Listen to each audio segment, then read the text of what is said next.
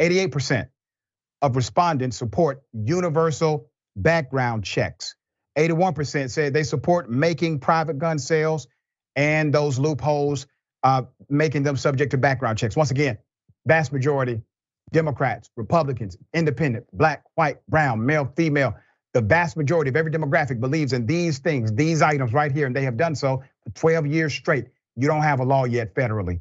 When is this going to change, dear brother? These are policies that may have a cause and effect relationship and actually decrease carnage as we see it moving forward. But if we legislate nothing, we can expect absolutely nothing to change. Well, I think you make a good point though, Dr. Ritchie, which is torts are always a great way to cause change. Because right now, the legislative branch of our government is really subject to gridlock. But if you hold people accountable for their behavior, whether it's saying, certain things on television or, not storing your gun properly and your kid grabs it and causes a mass shooting, if there were legal ramifications for all of this, our world might be dramatically different. All right, so I'm gonna ask you now, I'm gonna put you on the spot, brother.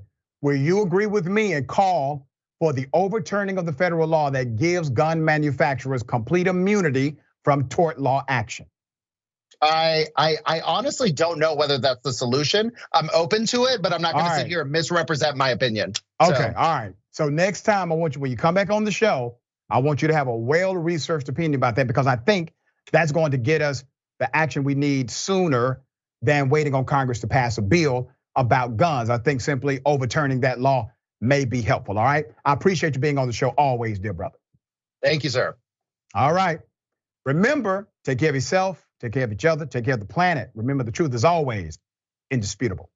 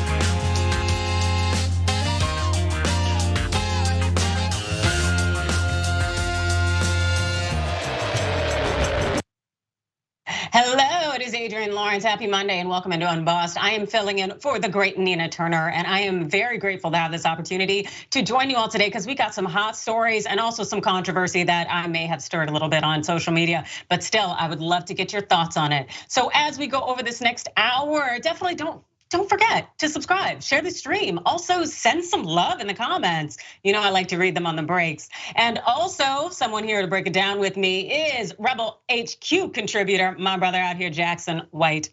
Jackson, you ready for a day?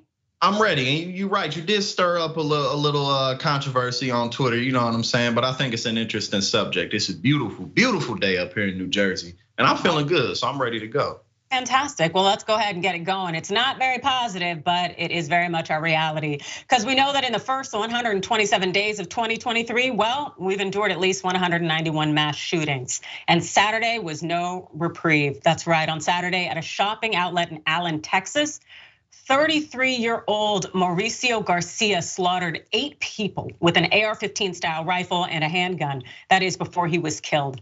Now, this man was clad in tactical gear, and the Dallas man, well, he had 10 rifle magazines and 6 pistols on his body, which really speaks to the extent to which he was likely going to commit crimes and offenses that would result in the loss of human life, which is something we definitely saw. And the interesting part here is on his vest, he wore this patch here. And as you can see from the photo, RWDS. And this isn't a photo of him, this is a photo of the patch like this. He was wearing that. And we know that RWDS stands for Right Wing Death Squad. Right Wing Death Squad, that's a term that is used by white supremacists. And so as law enforcement looks into motives, one fact has quickly surfaced, which we can glean from this headline here. Yeah, that's right. The Texas mass shooter posted neo-Nazi content, FBI documents reveal. Yeah, so this is what we know so far. The FBI's review and triage of the subject's social media accounts revealed hundreds of postings and images to include writings with racially or ethnically motivated violent extremist rhetoric, including neo-Nazi materials and material espousing the supremacy of the white race, the bulletin reads. Investigators believe the shooter was a neo-Nazi and an incel, according to an internal email circulated by Texas law enforcement.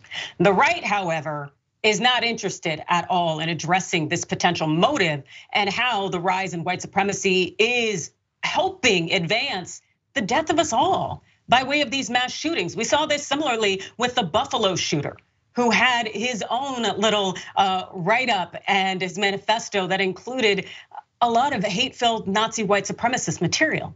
And of course, it would be easier to address that hate and also address guns, but no, not the leadership. Even House Majority Leader Steve Scalise, who was shot in a mass shooting in 2017 at that congressional baseball game, he punted. Do you care about motivation?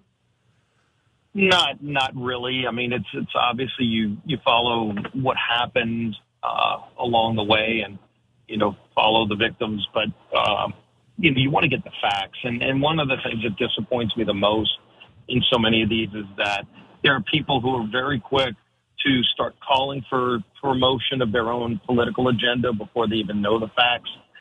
This is not a moment for politics. It should be a time for prayer, and then go get the facts, go get who did it. Yeah, I've said on this show before that they weren't put in office to pray. They were put in office to pass policies and laws that protect we the people. But apparently they didn't get that memo, and neither did the Texas state leader who represents Allen, which was the area in which there was the mass shooting on Saturday. Yeah, here's Congressman Keith Self basically defending his call to thoughts and prayers. Now, Congressman, that is a common refrain after these incidents, after mass shootings, but many people argue that prayers aren't cutting it. Prayers are not preventing the next mass shooting. What is your response to that criticism? Well, those are people that don't believe in an almighty God who is absolutely in control of our lives. I'm a Christian, I believe that he is.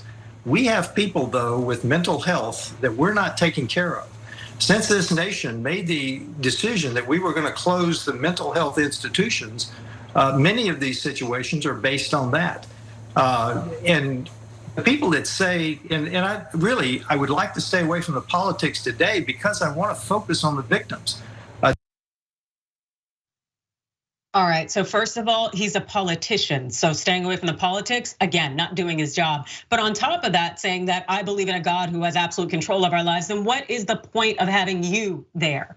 Come on, do your job, speak out, push legislation, do something to protect people, because these assault style rifles are not helping improve our society at all. And I would definitely say that the Second Amendment doesn't cover it. But what it does seem to enable is the NRA and its money to buy our lawmakers. Jackson, your thoughts?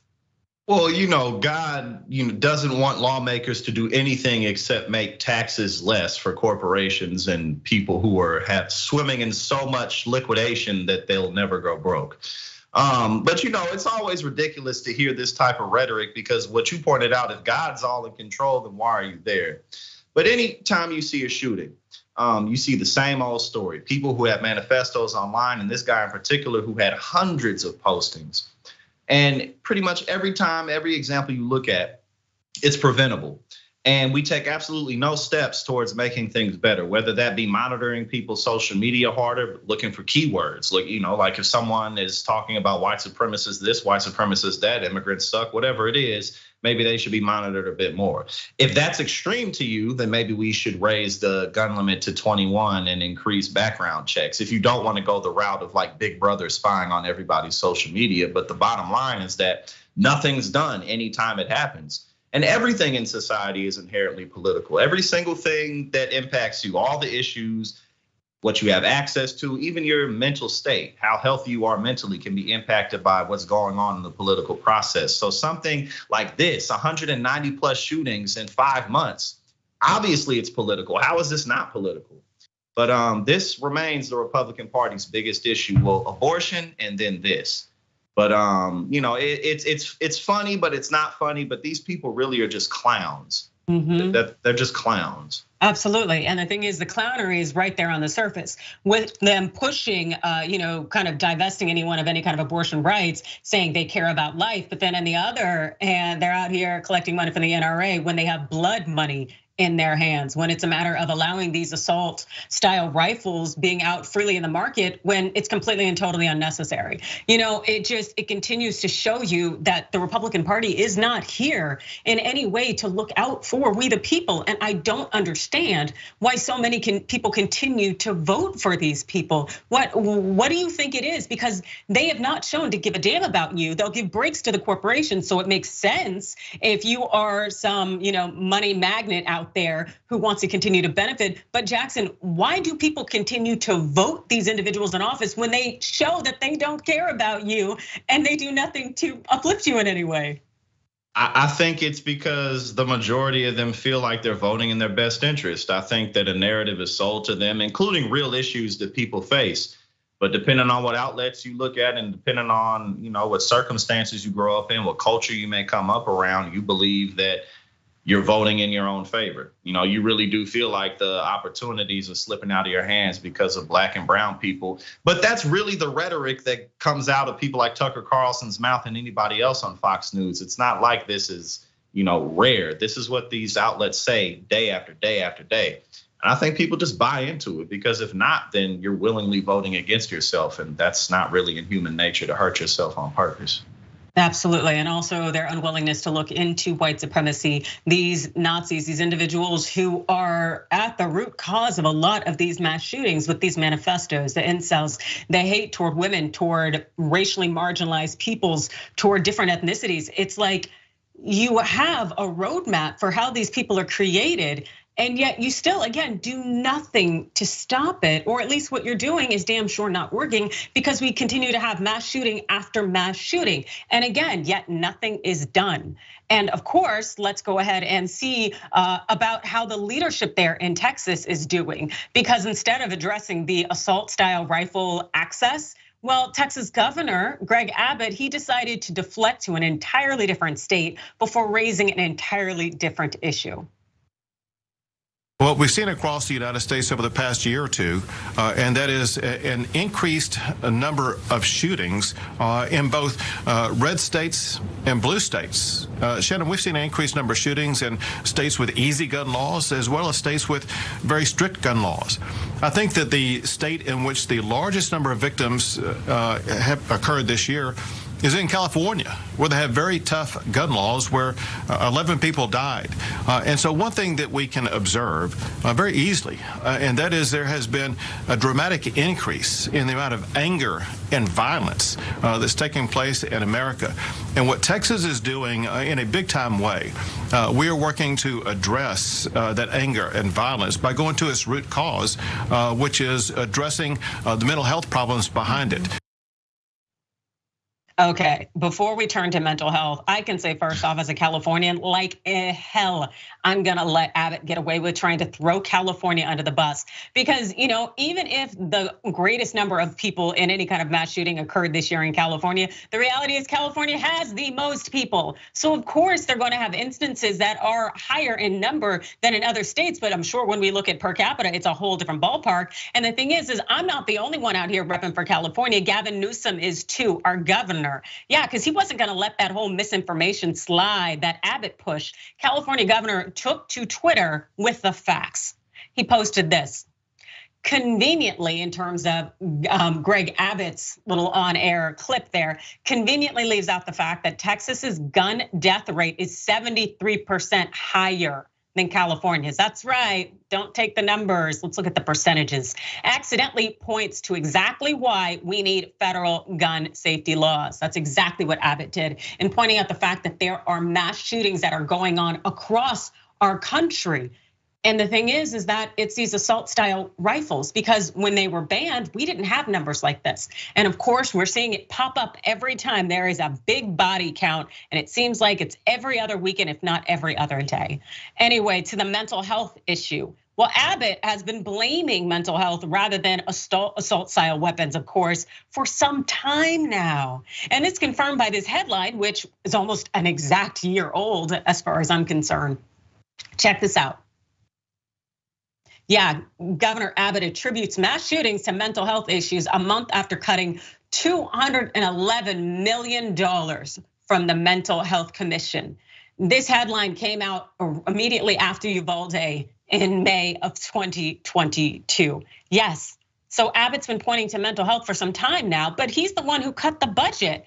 Gosh, you would think that he would want to invest in mental health, especially if he knows that it's for some reason the cause of all the guns. But of course, well, there's still other lawmakers there in Texas that don't want anything to change. Oh no, no thoughts, no prayers, nothing. What they really want is more guns. Yeah, just listen to State Representative Pat Fallon of the 4th District. All the time, and it's a great place. One thing I'm gonna do, I'm gonna make it a point when they reopen the premium outlets in Allen, I'm gonna go back, because we can't let evil win. We have to go on and live our lives, and we have to live them smartly, but also courageously, and respect law enforcement. And unfortunately, as Tom Holman said, tomorrow, on Monday, somebody's gonna make this political, and they're gonna try to take away our constitutional rights. And that's not the way to go here, because we are safer as Americans with more firearms in law-abiding citizens' hands. That's kind of interesting, because it's kind of like that there aren't citizens out there who aren't law-abiding. Or also, if you have a law-abiding citizen with an assault-style rifle, isn't there a chance they could suddenly become not law-abiding? Like, get out of here with this thought that we need more guns. And also, this push away from politicizing as opposed to actually addressing the issues, it is so incredibly played out, yet the Republicans will keep that beat like nobody's business. Jackson, I saw you shaking your head as that member of legislature there in Texas was spewing the nonsense. Yeah, because it's like, the next thing you know, they're gonna want to make mass deaths and people running up in schools, shooting and murdering children political. That's not political, but a transgender campaign with Bud Light is. You're griping week after week, day after day about the fact that Bud Light did a branding campaign. Like, they don't do that constantly with all kinds of different people for the simple purpose to make money. That is not political. If anything, it's cultural. But then you shift over here, people are literally running up, shooting people, killing people, old people, children. Like, this isn't normal. But now in America, it is normal. And at the end of the day, whether it was that guy or Greg Abbott, essentially all they're saying over and over again is, let's just do nothing. Let's just do absolutely nothing whatsoever, because there's no perfect solution. Therefore, we shouldn't try anything at all. Just more guns, more death. It's really difficult to see, like, where is this really going? Because there's nothing. Are we really going to do nothing about this? Is week after week going to pass? More mass shootings going to happen? Is 5 years going to go by and still nothing's going to get passed? Like, how is the public really going to respond to this? Because I really don't think people are just going to keep sitting back twiddling their thumbs forever when people like him go on and just say, oh, well, that's not political, but like trans campaigns, that's political. These people are children and you can't take them seriously. It's funny you say that, because I would actually think children would be more logical in this situation, as opposed to these legislature and also the constituents who are out there uplifting the Republican narrative. It's like, get out of here. Again, the hypocrisy is glaring and it's in your face. Are you going to tell me that you need an assault style rifle? Sure, go ahead. I actually do not think people need to have guns at all. I get the whole militia thing, Second Amendment. I know it's been bastardized to this point, but at the same time, you don't need an assault style rifle. You can have a handgun. Or and a shotgun. That would be fine. Thank you. Like, you do not need something that is meant for war. And it's funny because it's just like, I don't understand how people will defend this. And especially when you've seen other countries that initially modeled their constitution after us, initially having that Second Amendment in there, hitting a point where they're like, no, this is absolute nonsense. We getting rid of this. Like, there is a reason that they got rid of it. Because having a Second Amendment there that guarantees people to act like they're little members of G.I. Joe is not safe for any kind of advanced society. Any last thoughts, Jackson? I mean, you closed it out perfectly. It's just not safe. And more cancer doesn't cure cancer. It's really not complicated. It's not. It's just corruption. There you go. You said it. And we got so much more to say when we get back from this break. In the meantime, please definitely hit us up in the comments. We want to hear what you got to say.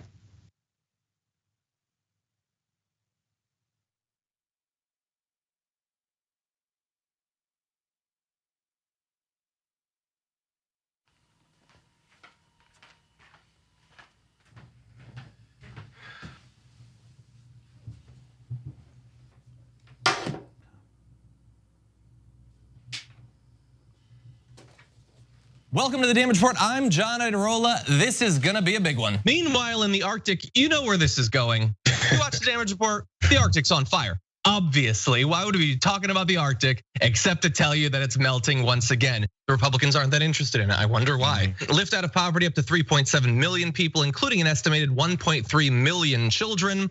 Hashtag save the children? Not if it costs money. I mean, come on.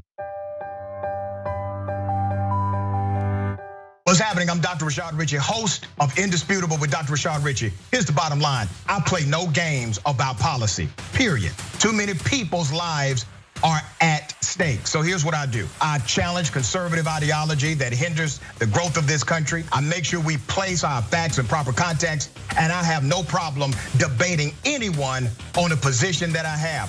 Progressives have the ideas to change the world, but when you really look at it, progressives have always change this world for the better. I want you to tune into my new show, Indisputable with Dr. Rashad Richey, right here on the TYT Network, 2:30 p.m. Eastern Time, 11:30 a.m. Pacific Time. I'll see you there. Everything that we've accomplished over the years is because of our members who've allowed us to remain independent of corporate interests and reach 20 million followers. Now is the time to bring as many people into the progressive movement as possible. We're inviting you to be the change and help bring a community-powered progressive change machine to life. Details are at tyt.com/change. If you're a member, thank you. We need you to remain so. If you're one of the thousands of viewers out there who's not a member yet, the time has come for you to join now. We need you more than ever. tyt.com/change.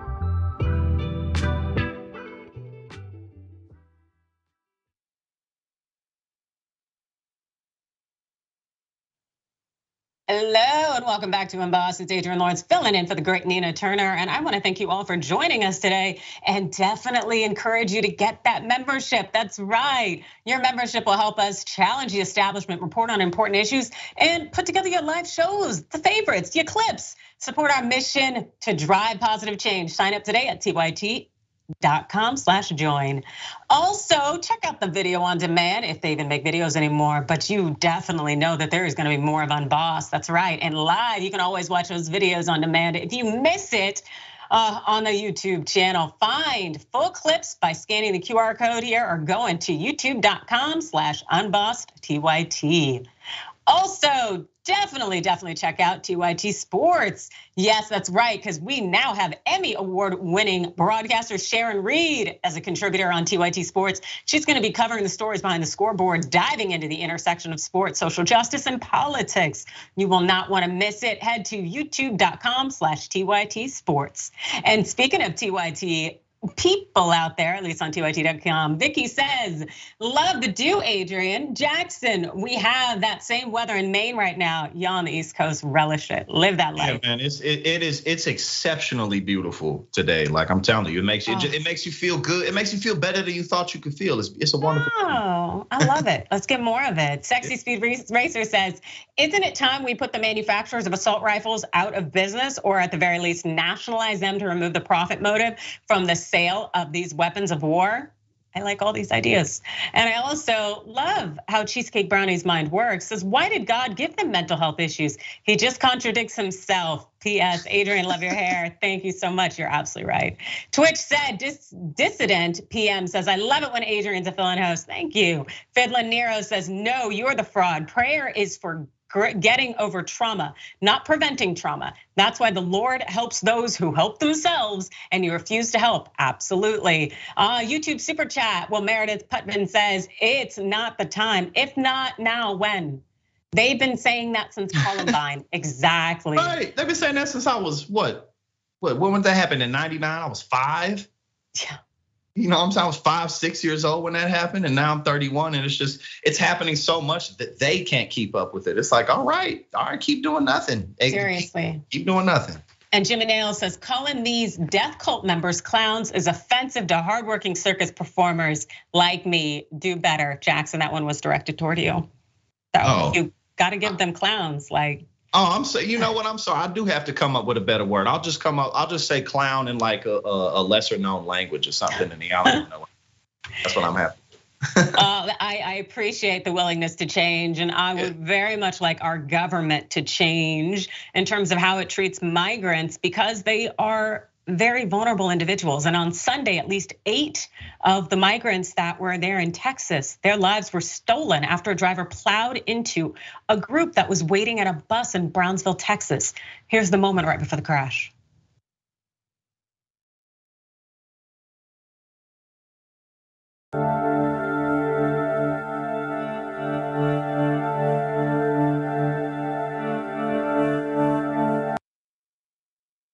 Those individuals were there waiting at the bus stop. Some 20 people were hit by this man's SUV, and the consequences were devastating to the Independent. 7 people were killed in the crash, which officials initially said appeared to be intentional, before an 8th victim succumbed to their injuries in a hospital later on Sunday. At least 9 others were hospitalized. Most of the victims were Venezuelan men who had spent the night at the shelter and were boarding a bus to return to downtown Brownsville. Now at the scene, the driver was pinned down on the ground by a group of people and later identified as 34-year-old George Alvarez. And you can see from this video here that he was detained.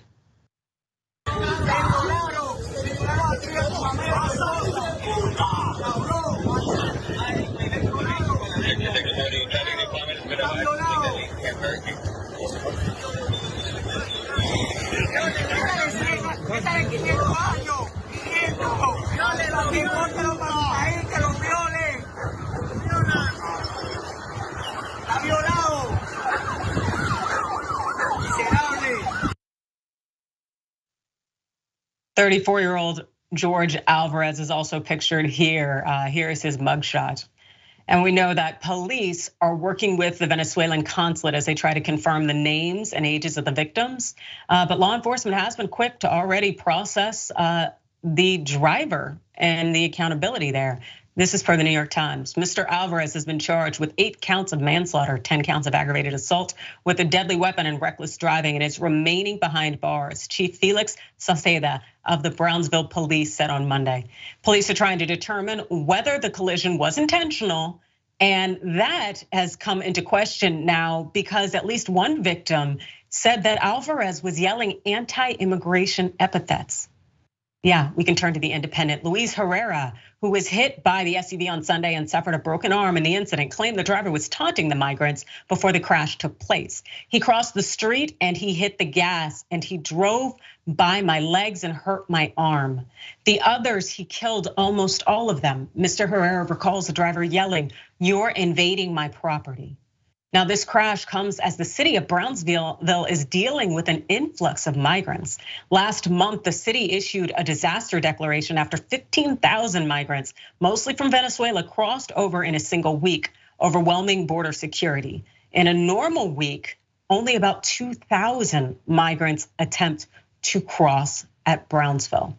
That is a lot. And I know we have a lot going on in terms of migrants coming through. But before we jump more into that conversation, I want to stay focused on this incident that took the lives of these 8 individuals. Jackson, how does this resonate with you?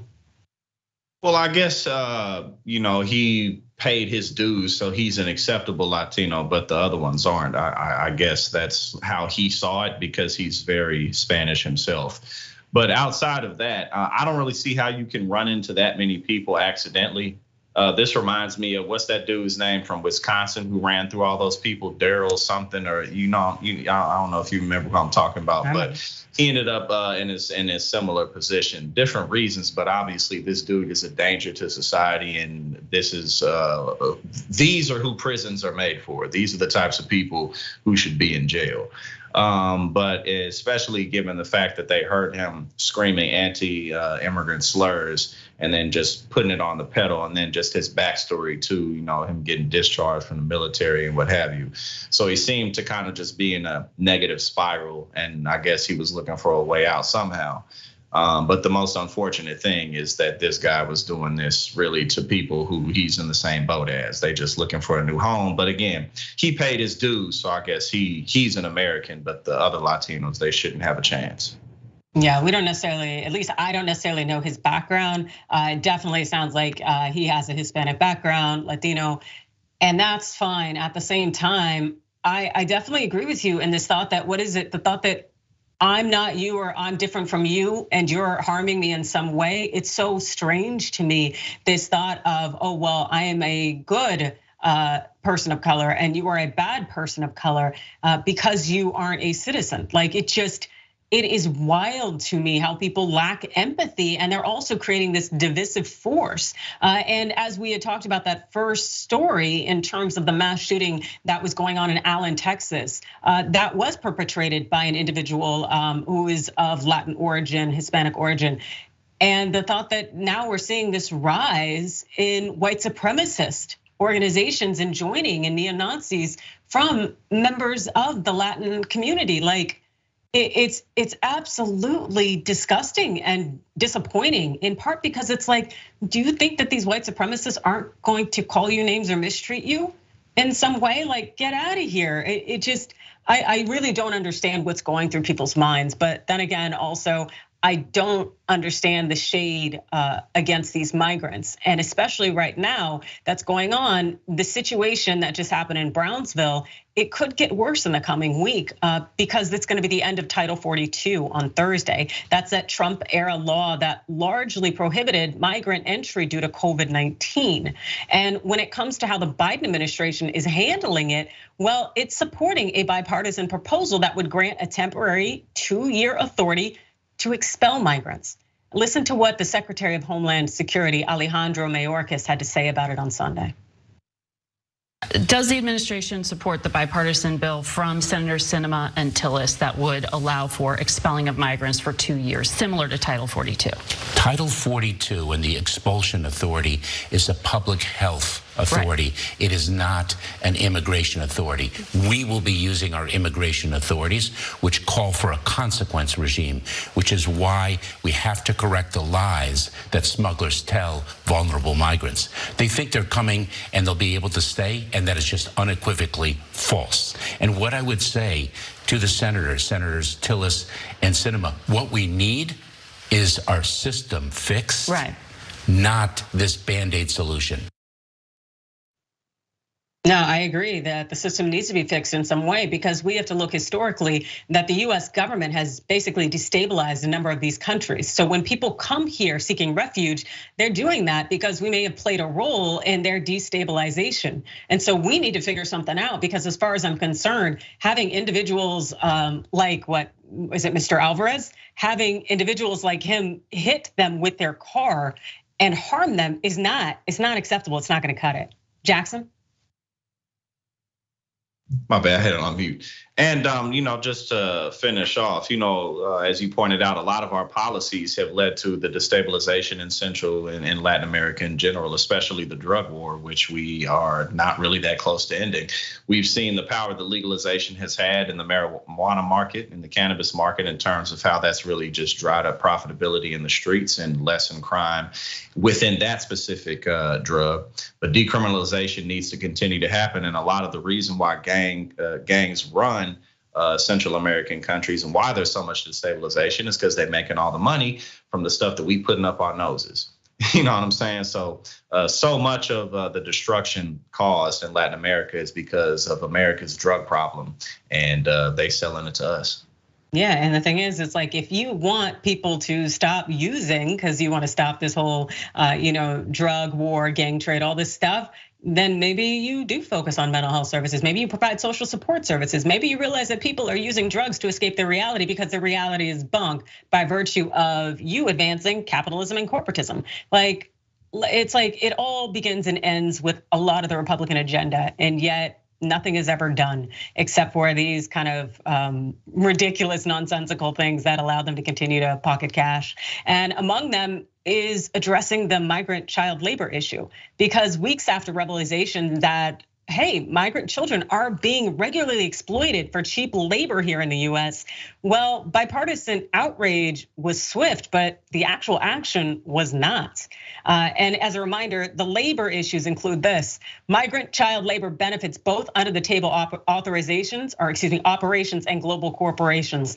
The Times found in Los Angeles, children stitch Made in America tags into J. Crew shirts. They bake dinner rolls sold at Walmart and Target, processed milk used in Ben & Jerry's ice cream, and helped debone chicken sold at Whole Foods. As recently as the fall, middle schoolers made Fruit of the Loom socks in Alabama. In Michigan, children make auto parts used by Ford and General Motors. We are not only destabilizing a lot of these people's countries and also continuing to fuel their black markets, but then we are exploiting their children. Come on. And really the worry is that the issue will become entangled here in a long-running war on immigration policy, when it should be wholly separate in terms of migrant child labor is completely and totally unacceptable. But let's turn back to the New York Times. Legislation to crack down on companies' use of child labor has gone nowhere and currently has little Republican backing, while Democrats' efforts to increase funding for federal agencies to provide more support services to migrant children who cross the border by themselves face long odds in the House, where the GOP has pledged to slash agency budgets. As Congress prepares to wade into a bitter debate over immigration policy in the coming days, Republican and Democrats have retreated to their opposite corners, abandoning whatever initial hope there may have been for tackling the issue of child labor in a bipartisan way. And just as a reminder, as the number of children crossing the southern border alone has soared at record levels, many have taken on dangerous jobs that violate long-standing labor laws, including in factories, slaughterhouses, and at construction sites.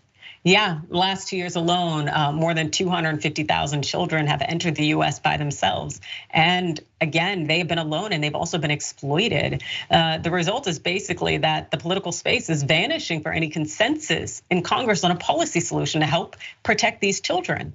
In fact, the New York Times had highlighted that the Biden administration ignored numerous signs of this exploitative labor that we knew was going on for some time. And the neglect would often come from the sponsors that children were placed with. Check out this chart. It shows clearly the reports of trafficking and abuse of migrants. To pretend we didn't know is an absolute farce. And the thing is it's not just migrant children, it's increasingly become American children too. But before we jump on that train, Jackson, are you as appalled as I am in terms of the fact that our legislature can't come together to pass any kind of meaningful law that would prevent these companies from exploiting these children who are coming here seeking refuge? Well, I mean, like if we can't come together on this, then what are we gonna come together on that matters other than like increasing the military budget, no matter what administration is in office? But this is just like an incredibly easy issue. This is an automatic yes, no questions asked issue. Let's just make sure that kids aren't working. But also we can't overlook the fact that, given that that's the case, how intentional and organized it is to have children working in your ranks. Especially as you pointed out, we covered here on Unbossed about, the McDonald's scandal, states trying to make it so that 16, 17-year-olds can cut down giant trees. And, the reasoning isn't complicated at all. It's just you don't have to pay children as much. And especially when it comes to migrant children, well, you can pay them even less, if nothing at all. They had those 10-year-olds working in the McDonald's and not paying them nothing. But again, these things don't accidentally happen. It's quite logical, actually. We want more profit and you don't have to pay kids as much because they're children. But I mean, it's like, what direction is America really headed in? So much of our success was just a sugar high. World War II happened, the rest of the world collapsed, and America is just like, ah! But now, it's like military might really isn't enough. The rest of the world is caught up in terms of technology, in terms of strategy, in terms of culture and whatever they're willing to accept in their innovation and their initiatives. And America is literally doing nothing about child labor, doing nothing about gun violence. Going back 50 years, reversing Roe v. Wade, Republican states still going at it. Nebraska, they about to go back after that 6-week abortion ban, despite the fact that absolutely no one wants that. But that's the state of America. So yes, I'm appalled as well. Yeah, very much so. And I love that you had brought up McDonald's because it brings us to this headline here, I believe last week. That's right, that restaurant in Kentucky, 2 10-year-olds discovered working unpaid till as late as 2 a.m. Yeah, and then also we can go to the Hawkeye state. See this headline here. Yep, that's right. Iowa becomes the second GOP-controlled state this year to pass repeal of child labor protection.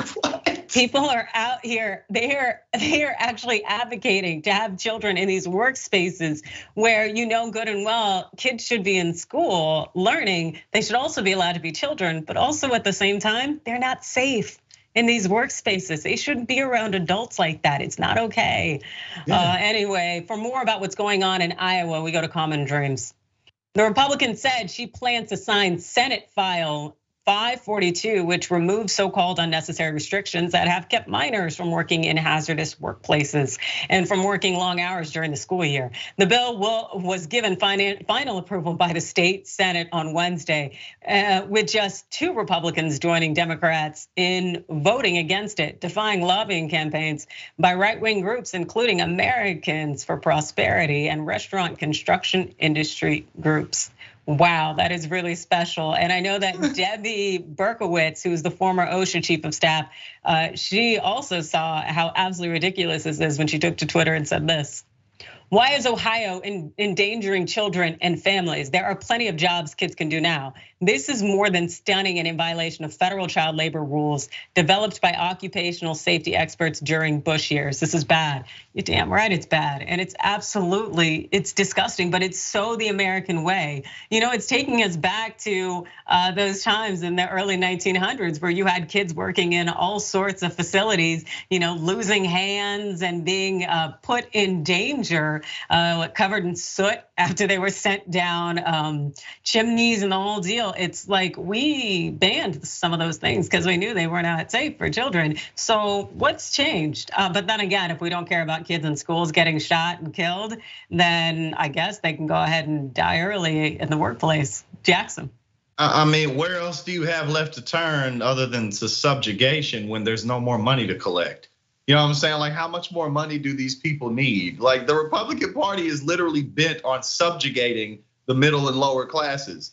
I mean, well, like, how is that not the case? How is restricting abortion beneficial to anyone who isn't wealthy? How does that help anyone whatsoever?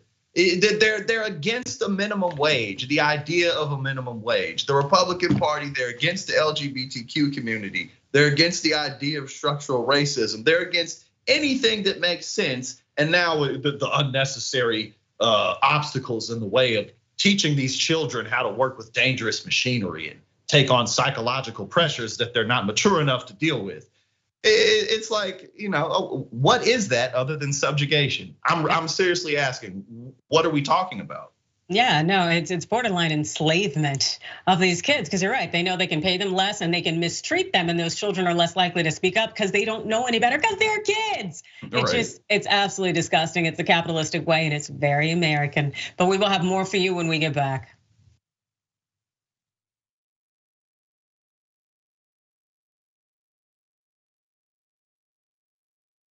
The rest of the news media says you should not fight for positive change. If you do, you're not really a reporter or a journalist, because reporters and journalists don't care what happens.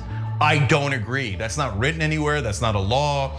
It's just a rule that they invented so that reporters didn't actually challenge the people that are in power.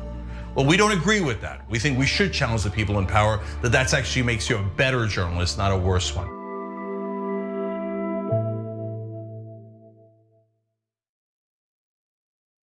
Here at the Young Turks, we do our best to bring you the most essential news stories of the day, but we can't cover everything in a 2-hour show. And for the rest, I recommend Ground News. Founded by a former NASA scientist, Ground News uses a revolutionary system that analyzes where the news is coming from and gives you complete transparency on the potential biases these sources may have. That way, you can read between the lines of media bias and break free from the corporate media agenda. In arming you with the context and transparency, you'll have everything you need to think critically about the news and build responsible media literacy for yourself and others.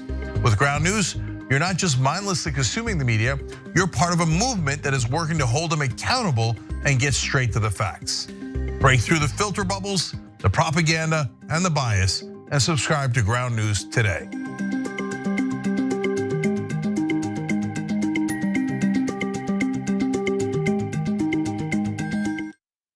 Here's something you may not know. When you deposit your money in a big bank, it doesn't just sit, safe and secure, in a vault. Instead, your money could end up building oil pipelines, mining for coal, or drilling in the Arctic. So if you're concerned about the planet, give your money something good to do.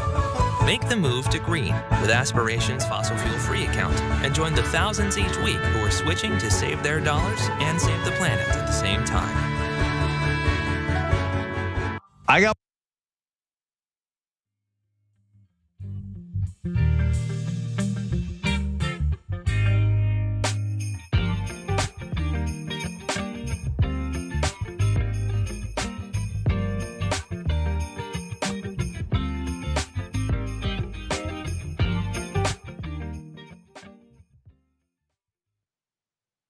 Welcome back to Unbossed. Adrienne Lawrence filling in for the great Nina Turner.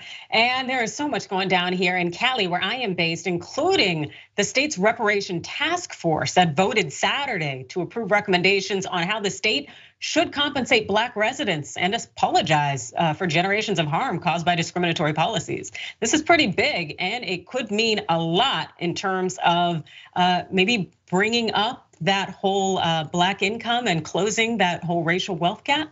Well, as part of the reparations, the task force approved what would be a landmark public apology that would acknowledge California's responsibility for past wrongs. Check this out from the AP. An apology crafted by lawmakers must include a censure of the gravest barbarities carried out on behalf of the state according to the draft recommendation approved by the task force. Those would include a condemnation of former Governor Peter Hardeman Burnett, the state's first elected governor, and a white supremacist who encouraged laws to exclude Black people from California. And although that California had joined the Union and purported to be a free state in 1850, well, California Supreme Court also upheld the Federal Fugitive Slave Act, essentially allowing for the capture and return of runaway enslaved people. And this happened for over a decade until at least emancipation to a certain extent. And the harms, they continued over the years. The New York Times had noted them. A preliminary report made public last year outlined how enslaved Black people were forced to California during the gold rush era, and how in the 50s and 60s, racially restrictive covenants and redlining segregated Black Californians in many of the state's largest cities. By participating in these horrors, California further perpetuated the harms African Americans faced, imbuing racial prejudice throughout society through segregation, public and private discrimination, and unequal dispersal of state and federal funding, the document says. Now, it's important to note that an apology like this would be pretty landmark because California has apologized before. It apologized for placing Japanese Americans in internment camps in World War II, for the violence that it perpetuated against indigenous people, but yet there has not been any apology to Black Californians. And also, in addition to discussing the acknowledgement, well, the 9-member panel also approved monetary reparations, which are significant. So here's some details on the economist-backed estimations. One such estimate laid out in the report determined that to address the harms from redlining by banks, which disqualified people in Black neighborhoods from taking out mortgages and owning homes, eligible Black Californians should receive up to $148,000. That estimate is based on a figure of $3,366 for each year lived in California from the early 1930s to the late 1970s, when federal redlining was most prevalent. And to address the impact of over-policing and mass incarceration, the report estimates each eligible person would receive $115,000 or about $2,300 for each year of residency in California from 1971 to 2020 during the decades-long war. Now, all of these are estimates and they're incredibly important because we do know that in California, a recent report found that for every dollar a white family earns, well, Black families only earn about 60 cents. And there's a reason for that. A lot of it has to do with discrimination and being held back intentionally by state-sanctioned laws and policies. And I think it's a good idea for the government to come forward and do something about it to acknowledge its harms. Jackson, what are your thoughts? I think that victories in instances like this show the power of persistence and conviction in whatever it is that you're fighting for. And the reason I say that is because reparations, it really is not popular among the American people. It just isn't. It's not something that people necessarily on a grand scale believe is possible. So again, that's why I said when you have victories like this is what provides hope to continue to fight for something, even though it may seem like it's out of reach, even though it may seem like maybe it's even something symbolic or maybe something to look righteous. But actual victories in these circumstances remind you that a debt is owed that was not paid. On top of the fact that, again, that's what politics is all about. And you never know what you can get through. But a debt has not been paid that is owed. And at the end of the day, a discussion needs to be had on what exactly needs to be done about it. So I think that this is great. And again, we all need hope. We all need encouragement. And this is both of those things. Absolutely, hope and encouragement are extremely important. And I hope that this young lady really maybe gets the help that she needs because she's in a really bad situation. I'm talking about a Tennessee student who pepper sprayed her teacher. The video is going viral right now and it caused a little bit of a stir because I had a certain commentary about the issue and I'd love to hear your thoughts, but let's go ahead and watch as this teen did not handle very well when her phone was taken. Mace? Nah, Mace is crazy. Nah, Mace is crazy. No. She just pepper sprayed me. Give me my phone. Give me my phone. Hey. Can I get my phone? No, you can't have your phone. Watch out, man. Don't go in there. Watch out. Don't go back. That's it. I need my phone. Now here is some context that was provided by the poster. this person wrote, girl pepper sprays teacher because he took her phone from her in Antioch, Tennessee. The same teacher 2 months ago got punched in the face by a different student for taking a kid's phone, cheating on a test with it. Yeah. And then we also saw this comment here. She got her phone taken away because she was texting and Googling answers for her schoolwork. I should also mention that this happened earlier today. All right, and so we know there's other footage out there on this, but I definitely like to have this conversation because it seems that some people, well, let me say, I guess number one, the thing is how that young lady responded. That wasn't okay. What she did is she assaulted that man, and that's a battery. That's not okay, and she's likely going to be prosecuted for it. I do not dispute that. I think it's a problem in terms of her response. My issue is taking away students' phones. And that's where my issue stands. I think that is extremely important that students be able to have their phones, in part because we have not created safe spaces for them in schools. We have mass shootings happening on the regular for these students. Also, these students are often mistreated or abused and they need to document something in the school. We know this because we're starting to see video come out with how these educators are treating them. And on top of that, children have lives and there are emergency situations. As a parent, the thought that I could not reach my children in the middle of a lockdown, I think that's completely and totally unacceptable. So my thought is that if a child is cheating in some way using their phone, you take away the test, you fail them, but you don't touch their phone. Jackson, what are your thoughts?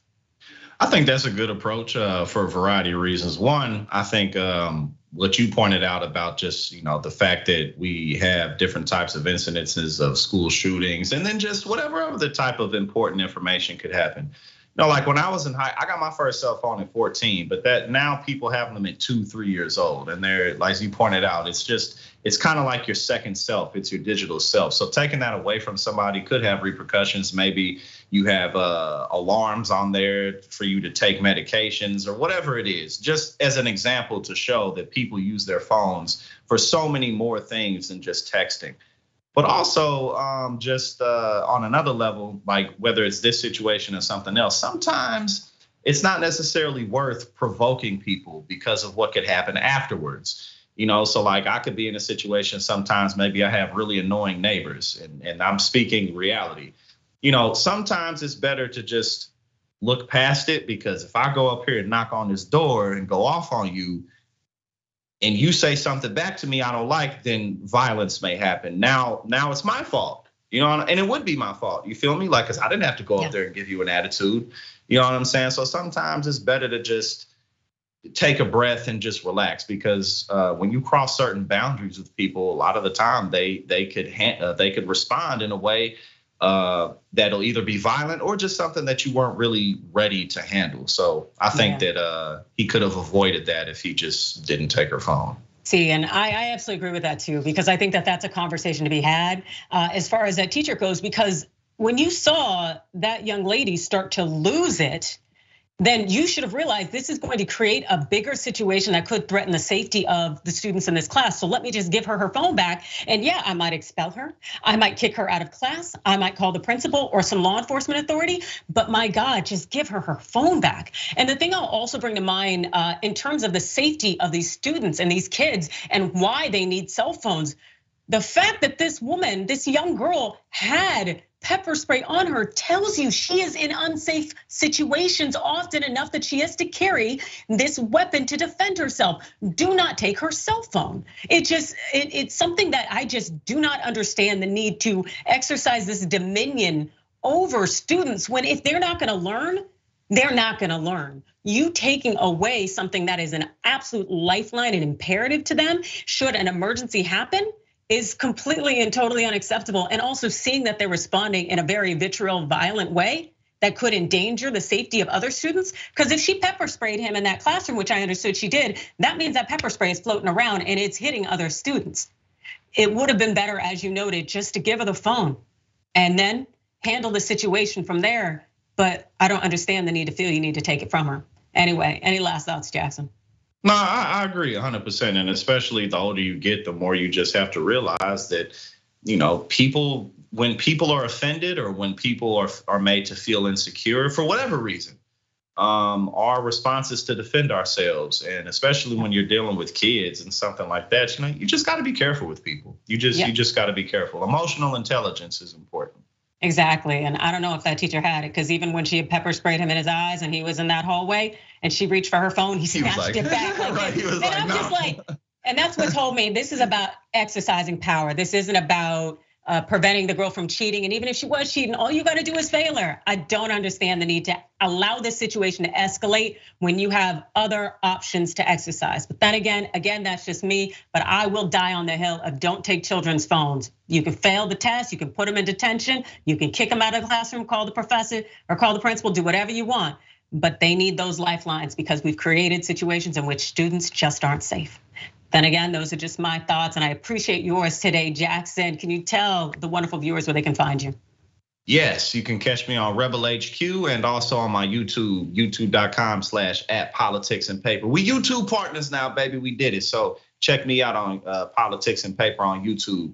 But it's always good. I didn't even know I was gonna be on here with you until I got the email. I was like, oh, cool, we gonna kick it then. It's always a good time. So always a good time. All good things. Thank you so much for joining me. And thank you all for watching today and also sharing the love in those comments. And I think there's a good chance I may see you tomorrow. In the meantime, stay unbothered, unbossed, and all sorts of unruly. Enjoy the day.